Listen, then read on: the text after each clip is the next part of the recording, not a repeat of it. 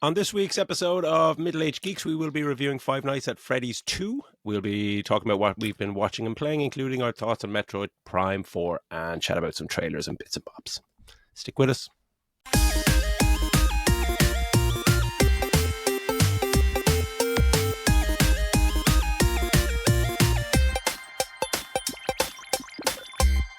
Hello and welcome to Middle Age Geeks. I'm one of your hosts, Daz, and I'm joined, as always, by my trusty co-host, Phil. How are you doing, buddy?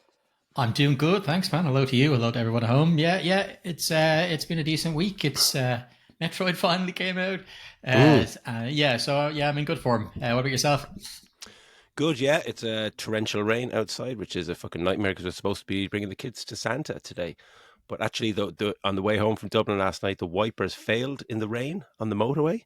They just stopped working. So pulled over, my inner MacGyver kicked in. I just got my shoelaces and some phone cables and latched it onto the wipers around the windscreen inside the windows and was driving, doing the wipers manually.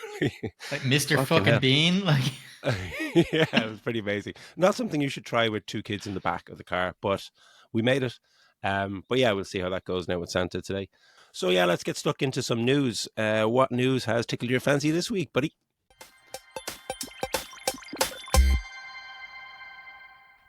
not a huge amount. Like Justin Lin, he did like some of the Fast and Furious movies and stuff like that. Yeah, apparently he's going to be directing the Helldivers movie. Oh wow, nice. Yes, that could be fun. Well, there and I suppose when we talked about Running Man a couple of weeks ago, you know how that's really, they should have leaned into the satire. Like that's obviously what we hope will continue, because the game, heavily leads into the satire. Hopefully, the movie follows along and they don't just make it 100%. Helldivers by name only. But no, there's nothing really. There's nothing massive that kind of came out. I suppose just the trailers for a couple of things. I'm not sure if you've watched Freddy or Not, the first Freddy or Not with Samara Weaving. No. I love that movie. It's just it's kind of like comedy horror, and it's a lot of fun. And the trailer for the sequel looks like good crack. Just kind of same thing, but they've upped the stakes. But the cast looks great. With Catherine Newton and Elijah Wood and stuff added into it. So that should be fun. And then the Bone Temple. Did you watch the small trailer for the Bone Temple? Yeah, that looks interesting. Yeah, it does. There's it seems to be just a lot. There seems some of those bits, I think, are I know some of it is definitely cut from the first movie as well. But there's some gorgeous visuals. Just looks like a continuation, and that's next month, so that should be good. That's nice. And then the last thing is, there was a small bit. I'm not sure if you watched. It was a small clip from next season of Fallout season 2. Did you see that one now? No, I didn't see the clip. All right, yeah. There's like a 1 minute clip there to. I won't spoil anybody in case you haven't seen it, but there's a 1 minute clip of one of the scenes, I assume, taken from the first episode or whatever. But cool. Yeah, looks all right. That's kind of where I am on news-wise. What about yourself? A few bits of news. Firstly, Netflix has apparently won the bidding war to buy Warner Brothers for about $82 billion. And the whole world groaned when that happened. So we'll kind of see how that affects everything. Apparently, I'm worried. Yeah, absolutely worried. They said all the right things, in their kind of post about it. Just like, we're committed to theatrical runs and all this stuff. And it's just like, that's bollocks. We only spoke last week about wanting shorter theatrical runs. Like filmmakers having to fight to get 2 weeks into cinemas. So, but and mainly geeks and nerds are worried about Superman and the new DC and James Gunn thing that started off pretty well, and he's got a roadmap, so how that'll affect things. But apparently it'll take about a year before anything can actually happen with this takeover. So at least we'll get Supergirl. I look forward to my membership going up to like 70 quid a month or something. Yeah. There was one other bit that I saw, which was fucking mad.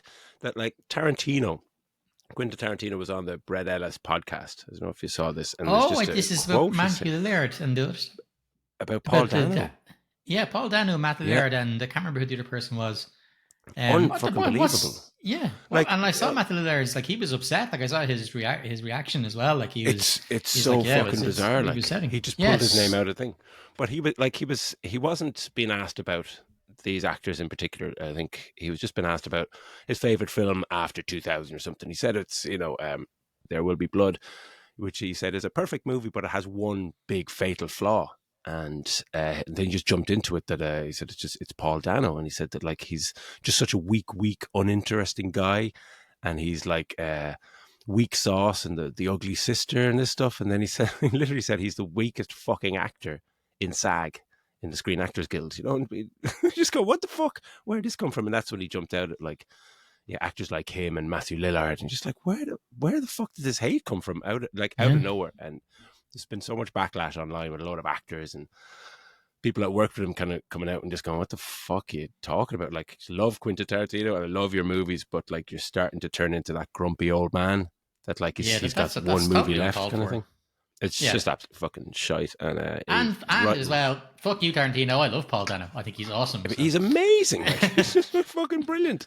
And in There Will Be Blood, I mean, like he's not on the same caliber as Daniel Day Lewis, but like he's matching him as much as he can, and that makes their two-hander work even better. But yeah, that was that bit of news. Trailer wise, there was the Chronology of Water that you put me onto. That trailer, the movie directed by Kristen Stewart, and fantastic trailer. It's a weird kind of trippy trailer. It really gives a yeah, sense of the movie's kind of feel and style and tone without really giving a lot of the actual movie plot. But it's very intriguing. Check it out if you're listening to this. Amazing editing as well. It's just straight away. I don't know anything about the movie, but I'm absolutely going to see that movie. And then there was one other that was The Great Flood. This just popped up earlier this morning. It's a new South Korean movie about people having to live out the last days on Earth in high-rise towers after a massive tsunami. Well, it's not a flood; it's a really, really big flood. That's coming to Netflix later this month. I'm just a big fan of South Korean movies, especially kind of yeah. high-concept, weird ones. But yeah, that is all the news on this end. So let's get stuck into what we've been watching and playing. What have you been playing? I've been playing Metroid. I'm for the most part, I'm really enjoying it. Like I don't like the dude in my ear. I don't want anybody else's help. And I know that's I think in Prime 3 there Mm, was you had other characters. I prefer to be Samus on her own on a mm, planet trying to make you maybe you can stop in and talk to the computer like Adam from Metroid Dread or something along those lines. But I don't need someone squawking in my ear at all. mm. So I don't particularly like your man Mackenzie or whatever the fuck his name is. Miles McKenzie. Yeah, not a fan of him. And also the open desert between it's very the thing is it's mercifully small. Like Mm, it looks like it's super vast because it's so unpopulated. It's fucking mm, nothing, sand and rocks. But it takes fuck all time to get from one point to another, to get to another mm, base. It's fucking nothing to do. Like a couple of little mm, spots you can go in and get an upgrade for your weapon, but not really. It's not really interesting. There's not any mm. cool. The enemies that are there, they're kind of spinning around the place, or it's just Yeah, yeah. I'm not a fan. I think I think they missed the mark with that, which is unfortunate. But I'm yeah, enjoying it. Like I think that it looks absolutely gorgeous. yeah. The the what's it called? The psychic mechanic hasn't got old yet, but I'd imagine maybe it will do by the time I finish the game. But no, I think it looks fantastic, and I'm having a lot of fun playing it. It's great to be back into Metroid that I haven't actually played before, rather than replaying old things over and over Yeah. again, waiting for this to come out. What about yourself? You've been playing it as well? Yeah, I gotten stuck into it. So I'm about 10 hours into it. Yeah, it's really enjoyable, and from a gameplay standpoint, it's fantastic, and it's so smooth. Like it's 120 frames per second on handheld, 4K 60 on TV, and it's gorgeous. My one issue, I guess, is that like it is gorgeous, but it's not one issue of loads of issues. That because it's on Switch 1 and Switch 2, it's just like one of those kind of cross-gen games that they haven't been able to fully go mad on the Switch 2. There's a lot of crazy loading times and screens and stuff that you can't skip. My issue is because I played Metro Prime 1 recently, it's very similar to a game that came out almost 25 fucking years ago. It's just like it's gameplay is great at times, but I do find the like cutscenes where like Samus, obviously she just doesn't talk, and that solitary thing just works for the game when you just get immersed in the world. Having somebody tell you things to do is just a bit weird. Those characters coming in your ear like, "Have you checked out of the volcano over there?" Like, Yeah. fuck off! Like I know I'm on the way there, but there's cutscenes with other characters and stuff where it just makes no sense because they're just talking to her all the time, and it's just this weird character or weird scenes where they're asking her questions, going, "So what are we going to do now? Like this must be, this is a very important thing. We got to go and get this," and she's just looking at them and just nods, and That's it's it. just like Yeah, and that's the thing. very Like obviously, weird. Like, with Link in Zelda, for example, he doesn't talk mm, really, but we do see him when he's going to tell the story. They ask him a question, and then we see him gesturing with his hands yeah, as he's telling them the story, and the mm, camera pulls away, comes back, and they go, "Wow, that's quite the story you just told us, Link," and that kind of stuff. So we don't actually get to hear him, but we know he does talk. But yeah, Samus pretty much she just kind of gives a nod or a look and stuff, mm, and yeah, it doesn't work with these extra characters. And fine, have them in your ear, and you can have maybe text of her replying, or something coming up. yeah. But it's just, yeah, I'm with you on that. All right. It just, yeah, there's so many things that kind of just take you out of it. And it's just, I think, in this kind of new era, especially in Switch 2, when you've had like, or even in Switch 1, when you've had like Zelda being reinvented, Mario Odyssey, and recently Donkey Kong, we just get these new, it's just a new flavor to the franchise. And for this to come out and just to be, it's just so similar to not just a game 5 years ago. It's just like, it's been 18-year wait for this. And I know there was production hell during it, and they Yeah. kind of went back to basics and stuff, but it's like they've just played it very safe. It's still great, but it's like I am slightly disappointed where even after 5 hours, I was kind of checking up on the PlayStation Store to see if there's any other games to kind of play, and just like, oh no. But yeah, it's very enjoyable, but slightly disappointing. Um, so yeah, on watching wise, yeah, just Pluribus. That's just my fucking jam. Just so Yeah. fucking good. Love that show. Yeah, well, okay, with that out of the way, let's get stuck into our movie review this week. The absolutely incredible Five Nights at Freddy 2. Take it away, Phil.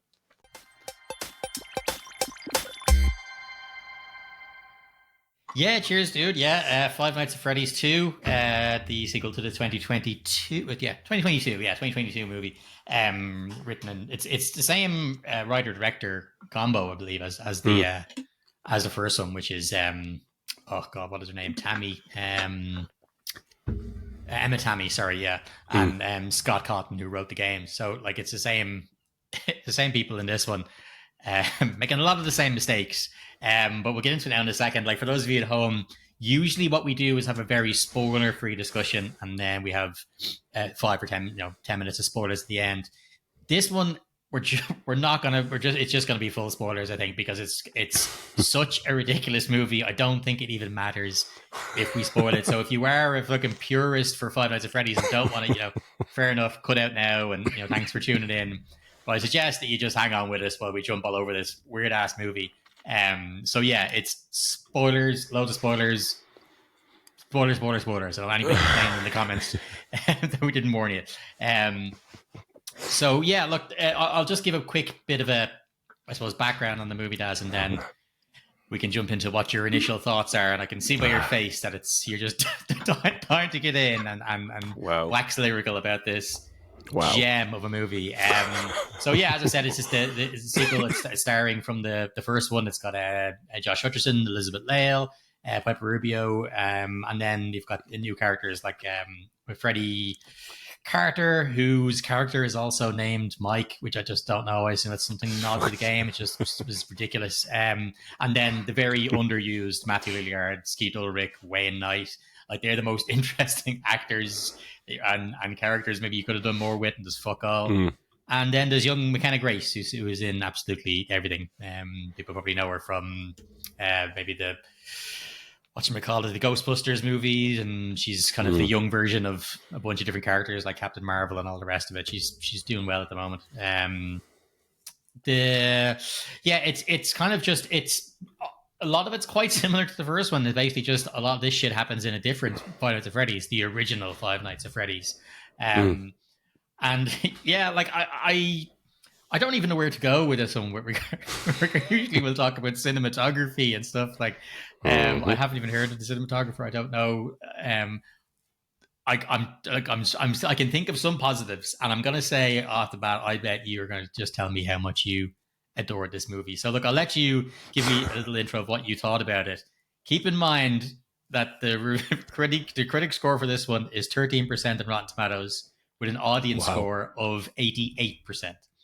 That's like that.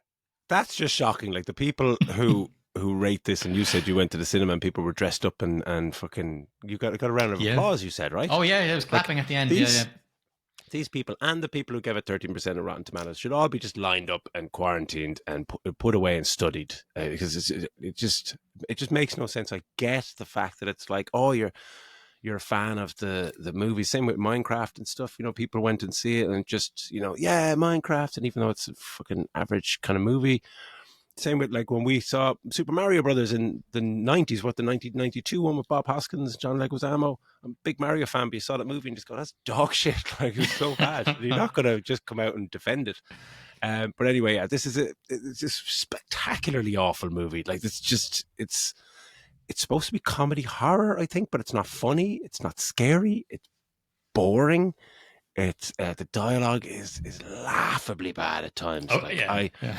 I just I woke up this morning and I lost my voice and I wonder, like, was I screaming during this movie? Was I doing something? What was happening? It makes no sense. It's mind-numbingly stupid. Like, the performances are shit. Little kid Abby, I couldn't even remember her from the first movie. Like, she is the most annoying fucking dickhead character I've ever come across. I mean, I I'm sure think the she was actor's okay really in the lovely first and one. stuff. Yeah, I think it was kind of sweet and stuff in the first one, but this one, like, we'll get into it. Just like, oh, want my fucking friends. It's like, oh, well, you just make some friends at school, you fucking loser. It's really. I'm sure that's been overly harsh, but I just couldn't get over that. But the script is, if you could even call it a script, is fucking. It's just a train wreck. And I read something about the original creator, Scott something or whatever, who was a co-writer on the first one. He apparently, because he's a sole writer on this, he got fucking ego took over because obviously the first one cost like 20 million and made 300. So he was like, I want full control of the writing on this or I'll walk. And he threatened to just leave with the property and stuff. So they said, okay. So it's his fucking, it's his fault because he can't even write a script. The movie doesn't even have No, an end. It just makes no sense structurally. I think there's loads. I think there's loads to say you and I might be missing, like with regards to. I think this guy, because it's his world. I think there's loads of nods and names to characters and stuff in this that are for the fans, deep fans, probably Absolutely. make sense. And maybe I don't know if they can make this fucking plot make any sense, but I'm sure that for them they're going, oh my god, that's fucking. But like for your general viewer, who isn't a big fan of it, doesn't really know much about the series apart from playing the first game. I thought it was reserved with so many like side plots and stuff that just weren't bothered follow it up. There was two. I'm sure you didn't stay, but there was two after credits. After credits Jesus scenes. Christ! It was already on the way home. Were they any good? No. One of them was like the fucking. One of them was like that. What I think it's the creature that what's his face is inside, the yellow bunny that Matthew Lilliard's inside in the first one. You see that kind of line Chica there, like a plastic sheet. These guys are going and raiding the place, trying to rob stuff before it gets just demolished or whatever. And we see him kind of under a plastic sheet, and the eyes start to light up. And then the other part is like a voicemail that Skeet Ulrich's character has left, and it's just warning them about the animatronics. It's just pointless. I don't know. Again, I'm sure this is probably it could be taken word from one of the games, and someone who loves them is having a fucking creaming themselves over it. You know what I mean? With their fucking, like, it was mad. People with teddy bears, like Five Nights at teddy bears and masks and everything, were at my showing. It was fucking wild. And I'm in Kulak. Like, I didn't expect to see that at all. Like, yeah. Do you have kind of any positives? Like, so we're going to kind of maybe talk through a little to start the opening of the movie. Though. Is there any positives that you can say? Yeah, like the budget doubled, so like the animatronics are great, and those creature designs deserve a far better movie. They're it's cool just having these kind of animatronic things walking around, but it doesn't make sense in a movie. Like, actually, the music and the score is kind of good at times. Just I thought think the score. I actually enjoyed the score. Like, I mean, I like the playful and eerie. Yeah, they've done some good stuff. I mean, they did Life of Chuck. They've done loads of Mike Flanagan stuff. Like, so I didn't mind the score. But that's kind of it on positives, because it's just so shit on so many levels. It's like so many levels. It's painfully and unintentionally funny, but it's not quite so bad. It's good. It's shockingly boring for the first 40 minutes. It's like, what the fuck? Get a fucking move on! Like, what is happening? Um, but like, I get the whole thing of like taking boxes for nostalgia purposes or for fans of the game, and Super Mario Brothers did that a lot. We just like, oh Yeah. look, Rainbow Road or whatever. But still, there was a kind of a threadbare plot, but there was enough of a plot to kind of keep it going along, and just like, oh, it makes sense what they're trying to do. Very thin, threadbare, but it's ticking all the boxes.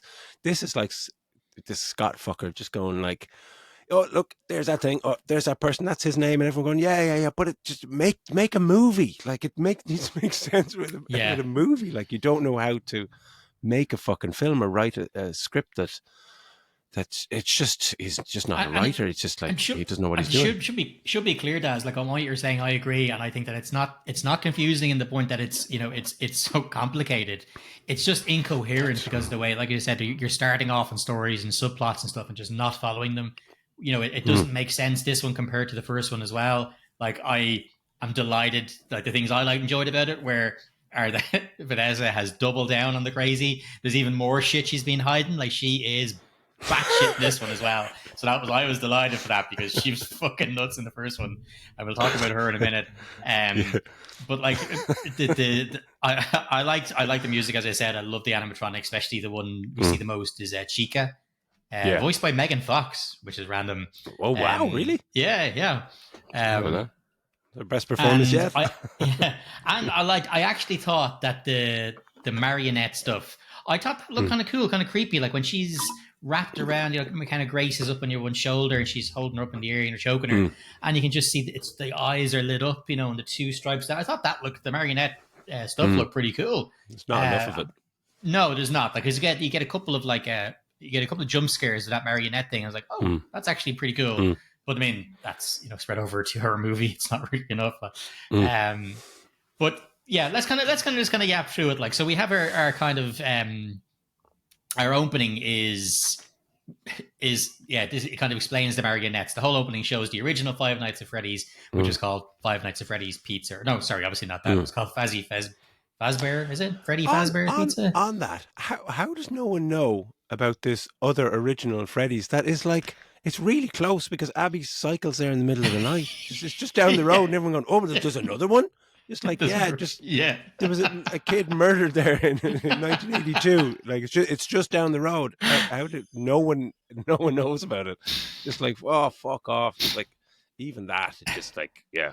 Jesus. And the fact that Vanessa mentions none of that in the first movie, like, she's already come clean. The fact that this starts off and we see Vanessa near the start, and she's like in the nice bed in the room, is like, that doesn't look like a prison to me, because this bitch has been what's it called, accessory to like multiple murders, like a serial killer murders over many, many, many years. And because of this now, I reckon even more, the fact that she tries to stop your one, what's her name, Charlotte, the kid that gets stabbed at the very start of the movie. The fact she tries to stop her, she obviously knows that her dad's out there killing people, and this is at a very, very young age.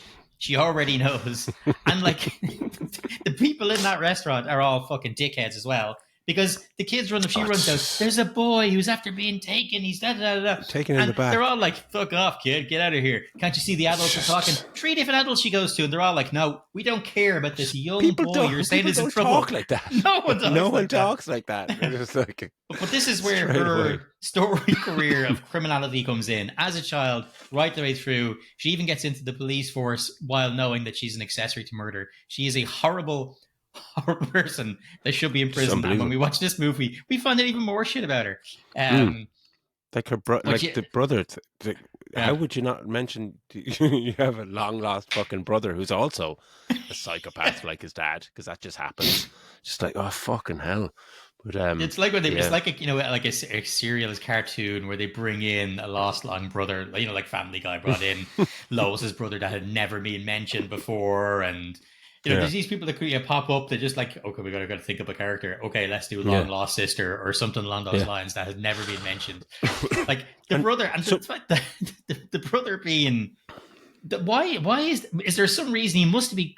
These characters must be called Michael in the game or something. Like, why have both of these like central characters and call them both Mike? And he makes a big point of it. No, it's Michael. Call me Michael. Like, it's just All right. Yeah, are there people cheering in the cinema going, ha ha ha, look what he said. He says that in the game. Just like, oh, brilliant. That's so enthralling.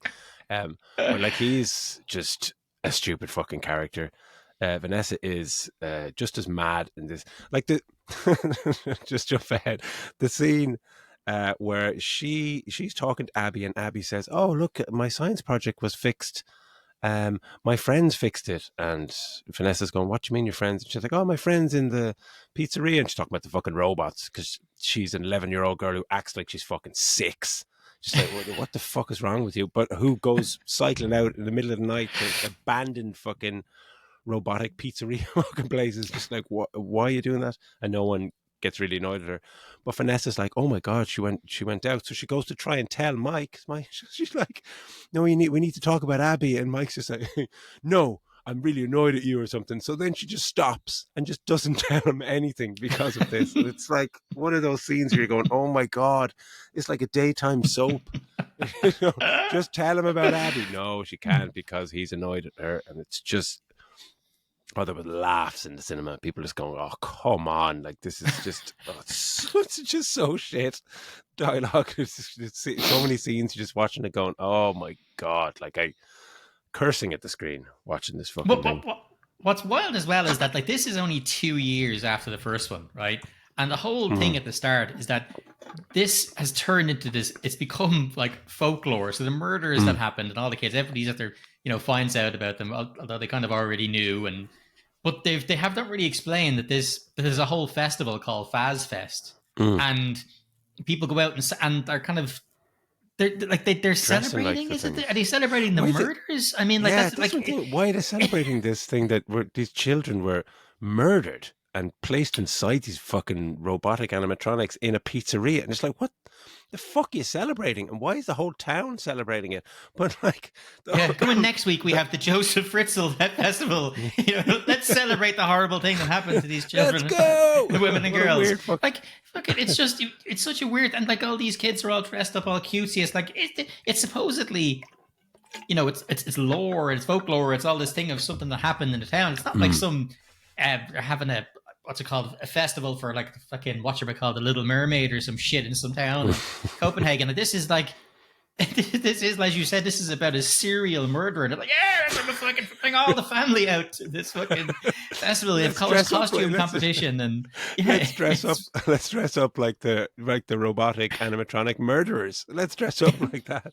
But like at one point, Mike near the end, the bad guy, fucking security guard Mike, is saying, "Haha! Like I orchestrated all this, and look, I handed flyers out to get this festival going. So we got the whole town going to this festival for some reason."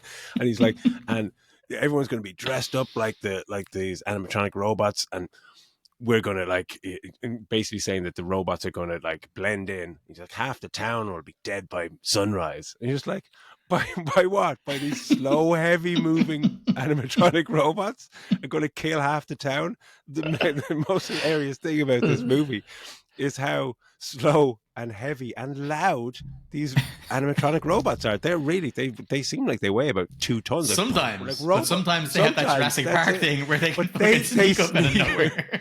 they sneak up on people all the time. Like Mike, the good guy Mike, when he's in that security room, which I think is where the game takes place or whatever. And he's there when he's on the computer and he's trying to figure out how do I shut down the robots? What are we doing? They're going to escape. And he ends up shutting them down. Like, but he does get a few scares in the meantime where he's there and he looks up and a robot's right there beside him. It's like, how did he get there? Like, how dumb are you, Because Mike? anytime we're in the scene with the robots, all we can hear is boom, boom, boom, as they fucking stamp along the ground.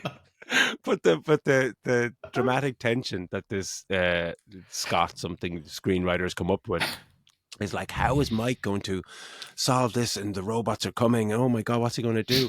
And he solves it by like going into 2 menus, scrolling down and going, "Oh, turn off robots" or whatever. And it's just like, oh my god, that's it. And surely Elizabeth would have been able to get there quicker, like, because they've tricked Abby into whatever the marionette who controls all the puppets has tricked Abby, Marionette, which is embodied by this dead kid Charlotte, who was stabbed at the start. is Yeah. controlling all these things. And so Elizabeth, she knows everything, how to work the computer. So he goes to her, you go and do whatever, save these people. I'll go and I'll do the computer stuff. So why didn't she go, no, I know how to do it. I knew that they could be controlled remotely. I know that you put a code in to stop them here. Why couldn't she just do the fucking 3 or 4 clicks that all it took? Oh yeah, for him just to do it together. And both of them could have left again. Could just fucking couple of clicks and both of them head off together. Done. Because there's one point then, like when Vanessa's out in the car and she's just driving around and she just hears a little noise on the roof, like a boom. Just like, I wonder what that is. And it's a giant fucking robot that somehow got onto her car while she's driving down the fucking road. And she's in the middle of nowhere. It's not like she's surrounded by buildings and it jumped off a building. You see her, she's on like, there's like fields either side. Suburban roads. Nothing around. This thing came out of fucking nowhere and landed up in the car. As you said, there's a light little brunk, as if a fucking squirrel just jumped on the roof. And next thing, a big fucking animatronic arm starts ripping the fucking get up thing there? apart. But you know what else is weird? Like she's driving along and this thing is driving all over, right? And at the same time, these what's it called? Animatronics, which are controlled by the marionette, are gone out to kill the parents of the town because she blames no one for listening to her when she was a kid and got stabbed in the back and blah blah blah. She has this thing and it's smashing the bits in the roof, but she manages to drive off the road just into a house that are being attacked by has a robot in it. That has a robot in it, and she happens to drive exactly into the house. And maybe she had sat nav to know exactly what house to be going to. But not in that just car. happens at just the right time with this thing on top of it. She's fucking swerving left and right. This robot's on top. She drives into the house. It goes flying off and slams into the other robot. And she's just like, can you go and stay with your neighbors? Just, what the fuck are you talking about? It's absolutely bananas. It makes no sense at all. That's just the level of writing. It's just like, okay, I've written this scene. Okay, what comes next? Oh, yeah, she drives from wherever she is and she just crashes randomly into the one fucking house that has robots in it. Just going like, is this written by a 6-year-old? It's just fucking unbelievable. But like he has no idea how to build any tension. Like you're just saying there, just even that line about like the marionette being possessed by Charlotte, who was killed, and she wants to get back at all the parents that didn't help her back in the day. Because some of that intro sequence when you see the marionette doll lifting up out of the ground in the pizzeria and it's holding the dead kid who's been stabbed or whatever, that's kind of, there's interesting stuff there. Straight away, you've just said in one sentence something that's more intriguing than this entire movie, that the marionette, that's a good story, that she goes out to try and she wants to get revenge, but it's all this nonsense in the middle, and there is no fucking revenge because they put the robots. You see the scene where the robots are walking around, or one of them is walking around in the fair in town and is talking to some kids, and that's it. But nothing happens. You don't see any deaths or anything. But like my whole thing about the level of tension and the lack of, this is the director and writer, the lack of ability to build any tension. There's like, I think 2 or 3 times where people are underneath in the sewer underneath the Freddy's pizzeria, and there's a little kind of like a canal waterway underneath. Yeah, it's like they fall into it. It's a tiny world or whatever it's called in Disney. Yeah. You go along little boats and then there's little fucking things on the other side of you. Yeah. But 2 times they're walking along the edges of it and they just fall into the water, and the tension is just like, oh no, what are you going to do? But the water's up to their thigh. It's just like, just get out of the water, and something's coming towards them in the water. The music swells, just like, just get out of the water. It's up to your fucking knees. Like, it's just like, it's not tension. That's, you know what, as well, just to go back for a second, as I said, I think the marionette thing, when it takes over, the humans look cool. I thought Mechanic Race looked awesome with the glowy eyes and all. But they say that the marionette, this character, the kids and families all love it because it comes up and it would control the, like this thing that comes up, like that marionette as its own, is a creepy looking thing. That shouldn't be in any sort of kids Chuck E. Cheese place or anything. But like, it's a character everybody loves. Like, no, I fucking doubt that. That thing is terrifying looking. If I was a kid, I'd be fucking scared. There'd be no way I'd be going to that place. Obviously, the murderers would probably turn me away as well. But like, definitely the marionette. But yeah, like let's just go into a few more scenes before we wrap it up and give it a star score.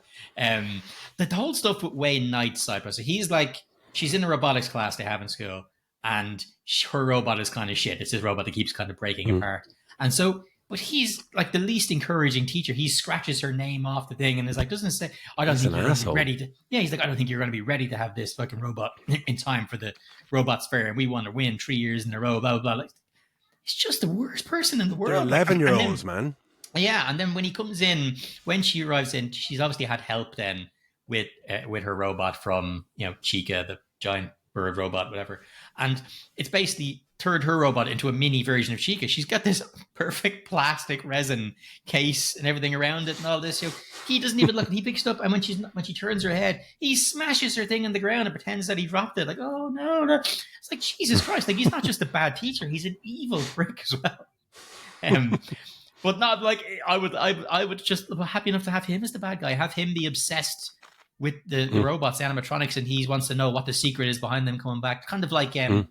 in Ted, when you've got the guy who's just obsessed with the Yeah. bear, obsessed with getting something like that. You can have Wayne Knight wants to get control of them for his own ill-gotten things because he's this robot dude. That could be interesting. Yeah, Mm. just one singular plot. But But yeah, he's, this I just think he's in it just solely to be the shit teacher and for you to want him to die, and he gets a death scene. And again, it's not a death scene. It's just like it's implied that the robot's going to crush his head, but you don't see anything. I don't know. I think it's PG-13 in the States, like 15's yeah, here. like it's yeah, It's it's just definitely it's all implied, yeah. kind of implied violence.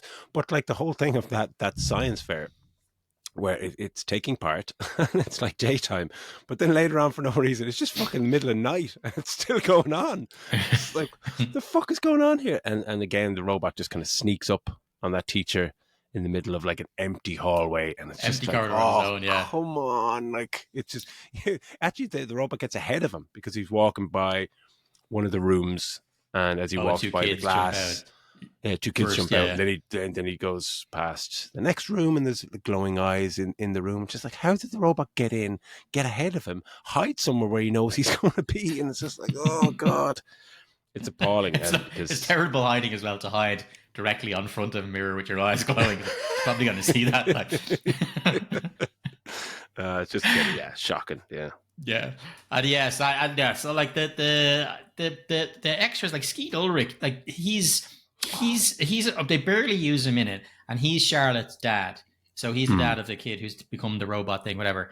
But like their meeting with his meeting with Mike, who are these two families now that have become Mm. embroiled in the whole Five Nights at Freddy's thing, is so by chance. Like it's not just a follow a bunch of clues and go back to find him. There's all these posters on the wall for Faz Fest, this fucking Mm. celebration of death, and hidden below them is one poster that looks a little bit different, and it says like Freddy's Kills or something. Call this Me. number if you want to know no more or something. Yeah, call me. He's like, all right. So he rings and calls over to the dude's house, and it turns out he's like, yeah, that fucking thing is whatever. Like, my daughter was killed there. Blah blah blah. Here's a music box. This is definitely going to play a part at some point. Like he's doing his best in this scene. Like the dialogue is atrocious, but like Skeet Ulrich, fair play to you. Like he's really kind of selling it and really going kind of heavy with it. Like, and he's kind of tears in his eyes and stuff. But it's supposed to be this like really important pivotal scene where they're just like, yeah, like we're bonding together about these deaths and how can we solve it. As he like Mike is just leaving and he goes, oh by the way, here's a music box that used to send Charlotte to sleep when she was younger. You might find it. You might find it handy. Or Yeah, if you I think see he goes. her, Yeah, if you he see goes. her, If you're going back to that place, maybe you could leave it just there. leave it there. Like, What all the right. fuck is it? Talk about like just handing a plot MacGuffin to somebody. By the way, you might need this later to kill her or to put her asleep, which doesn't even fucking work. Or it kind of does. Yeah. It's Yeah, just fucking unbelievable. Yeah, there's different little side plots like that are kind of opened up and not explored. Like what's her face? In the first one, there's a big thing of Josh Hutcherson's character going into his dreams because he's trying to Mm. piece together about his brother Garrett, who was kidnapped as a kid, and he mentions Garrett's name multiple times in this. But if you but doesn't give reference to exactly like we know because we've seen the first movie. But if you didn't, you'd be like, who the fuck is Garrett? They don't tell you Yeah, anything about it. Like had no You don't idea even what they were remember talking about. No, So no, I don't Garrett's know who the the little fuck that brother that was. got kidnapped in the first one, and in the first movie, he's trying to go sleep within his dreams. The Is kids that that have the taken over. is that the ghost baby or the ghost kid at the end? In the No, scene the at the ghost. end, Yeah, like the I kid don't think this that's. kid just appears, and it's just like it's Yeah, okay, I don't Mike. know. And you're just like, I what think the he's one fuck of is the kids happening that here? got killed. That was because in the first one, they're actually animatronics are good guys in the first one for the most Yeah. part. You know, when they go to because they're inhabited by the ghosts of the kids who were Mm. kidnapped and killed. But And they yeah, come to the rescue in this one and then a they little go, bit. yeah. So But why can he see that? Why does that I like don't the know why he can final see that final ghost at the battle, the end. final scene where like the old robots from last movie come and help them and destroy the new robots or whatever, and then you just in this house, this boy just appears, and you're just going, is that the dead brother from? I don't Like think it's a why? dead brother. Okay, I don't know but if it's why can they see him? Like, is that explained? Is that a thing? I just like, what the fuck is he doing in this room? Like, yeah. No, then he I just don't know. disappears again. Like, I don't know. Like I he don't could. understand that. Yeah, he just kind of appears. I wasn't sure if he was. Yeah, you're right. Actually, I don't know if that's. I don't think it was his brother. I think it was just one of the other kids that was in. One of the other kids that was But it's a was dead killed and was kid, put right? inside the It's robot. yeah, Yeah, it's a like as in ghost. the first one, the whole thing is that he got the kids and he hid them in the fucking Mm. inside these machines. Like it's fucking gruesome as fuck when you Yeah. think about it. Like, why are you having a festival for this? But yeah, it's wild. But yeah, like all that's that ghost that appears. He's the only one out of them that does appear, and he basically just gives them the like. Once we're gone, you know, they'll be able to, I don't know, come back at full strength, or the marionette will have full power, or some nonsense like that. But I don't know why. Like Josh Churchton doesn't turn around and go, "Ah, there's a fucking ghost in my house." He Yeah, just kind of once looks they're off and go. goes, "Okay, cool, thanks, pal." Like, nice one. All right. It just makes no fucking sense. It just makes no sense. But yeah, and like the whole thing, obviously this music box that Skeet Ulrich gave to him is something like he arrives in that final scene when the marionette has taken over fucking Abby, and it's just all this weird. Again, I just don't understand how that works. Why does the marionette kind of kind of robot or whatever? How does that just disappear and wrap around a child? Where's the child when it just makes no fucking sense. But yeah, that marionette is in that scene and it's all scary and all this stuff. But then Mike just bursts into the door, like, oh, through the door, and opens a music box, whatever. And the marionette just goes, oh my God, and just kind of disappears away. But I And thought that then was they cool all though. just, oh, I thought that totally. looked cool. When it was inside Abby again, and the same thing. I thought it did look creepy. I thought that it really was the absolutely look only. creepy. Like if that was a bad guy in something, be like that's actually pretty cool. But But the they thing use it is, like, arseways though. yeah, he opens the box and the music just makes the marionette kind of leave Abby, and it's great. But then he just closes the box, and then they just all act like normal, and just like, what about the creepy thing that was just there? Like, it's just there. Like, you didn't kill it or anything. They're all just like, okay, yeah, blah blah blah, and then it takes over I suppose. fucking Vanessa. Like, oh Well, God. yeah, I suppose we'll kind of go into that then because that kind of brings us towards the end. They've had the big fight off between the bad robots, good robots, and they're having a kind of ending where they're leaving the house. And this is the only rational and normal thing that any reaction Anya had over the course of the two movies is when Mike tells Vanessa, when Vanessa's like, well, fucking that was weird, let's all head off together. And Mike's like, no, Fuck you. fuck you off. He's like, no, I don't want you near Abby. I don't want you near her fucking little. You didn't tell me about. Okay, the reasons he gives, he should be giving her all the reasons that he should have given her in the first one. You're Yeah, a serial you're a murderer. psychopath. No, you are a You're a full on murderer. psycho. Like there's the part he just kind of says like, no, like you didn't tell us about your brother Michael and the other set of fucking kids that were killed. There's him, and then the only other part is his mate, the guy. I think his name is Theo or something. The black dude who's his friend at the start. When he says about Vanessa twice, he goes, "Yeah, she's got crazy eyes. Look, she has crazy eyes." Like, yeah, okay, he's spot on as well. He's living in he's living in the real world. But yeah, like Vanessa, she looks dumbstruck as well. Like, I can't believe What are you talking about? I can't go and be a family with you guys, because she says that at one point, like she's like, her come and be with your family. It's like, I have my family. It's like these are the people you met 2 years ago. You've barely seen. You are a criminal. You psycho. Like I'm not a bitches be crazy guy, but this bitch is crazy. She is Fucking crazy. nuts, And she doesn't absolutely know it. nuts. No, But no, but wait, she's just like she looks so shocked. I can't believe how could I not be part of the family and go along with them? Because God knows what fucking else you're hiding. Like you could be like a mass murderer. So many unsolved crimes that are probably attributed to you. You absolute yeah, yeah. lunatic. But like, but yeah, your man Theo he's he's there at the end to. He obviously gives Vanessa a lift to that house where all the fucking madness with the robots happens. But he's there to deliver that line at the end and clothesline the bad guy when he tries to run away. But like, he drops Vanessa off. She goes into the house. All this fucking carnage happens with robots coming through windows and tearing shit apart and whatever. And then when they run out, he's still just standing there in the front garden. Just like, oh hey, like, They should have cut did to you him not come in to the fucking car, like help us or something? hot boxing and Fuck. hot boxing in the car with the music blaring so we can't hear anything. He just fucking Looks like some crazy robots in that house. I'm not fucking going in there. It's just shocking, shocking.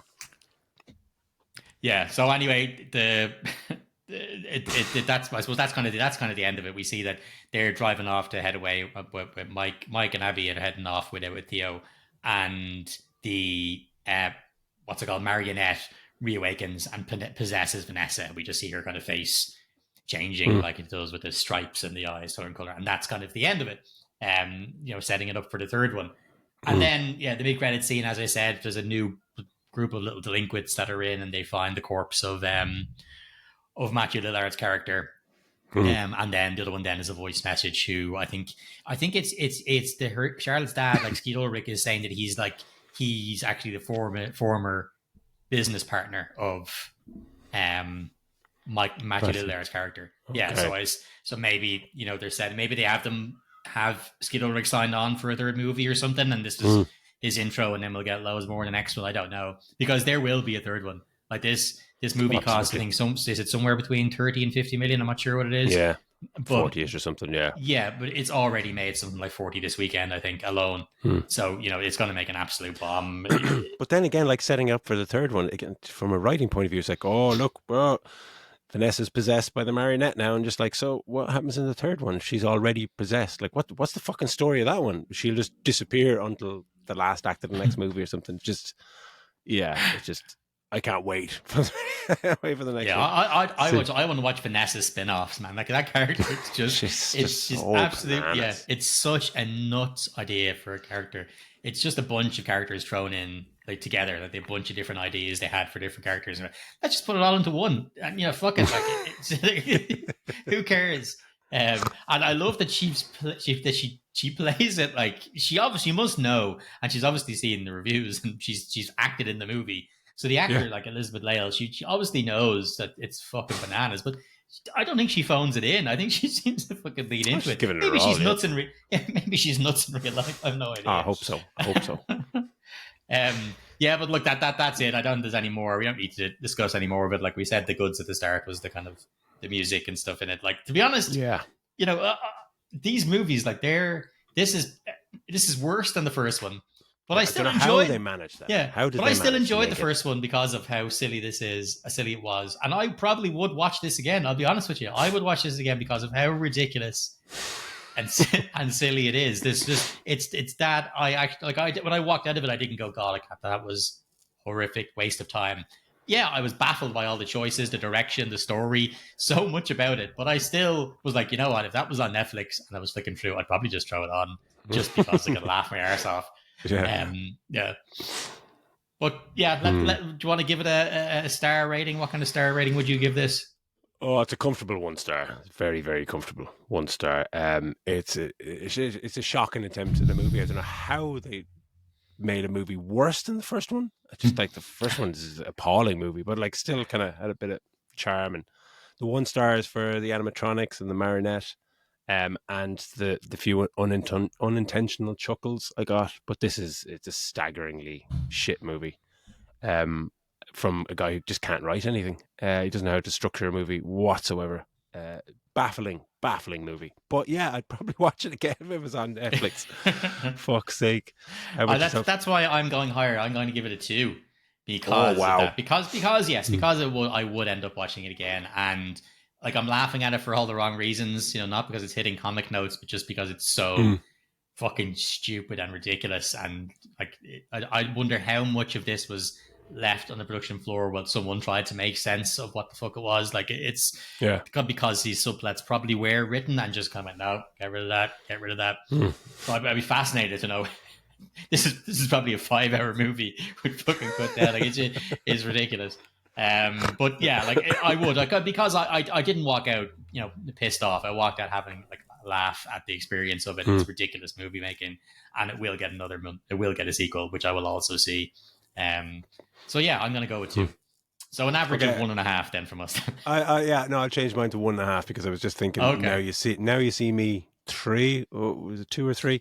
I gave that a 1, and I enjoyed this more than that. So Okay. 1.5, because that was an awful movie. Yeah, super duper. So yeah, shit movie, but check it out because it's kind of hilarious. Okay, that's an end to this week's episode. Thanks as always for liking, subscribing, sharing, and everything in between. Next week, we'll have another movie review and we'll be reacting to the Game Awards also. So stick around for that one. Take it easy. Bye bye.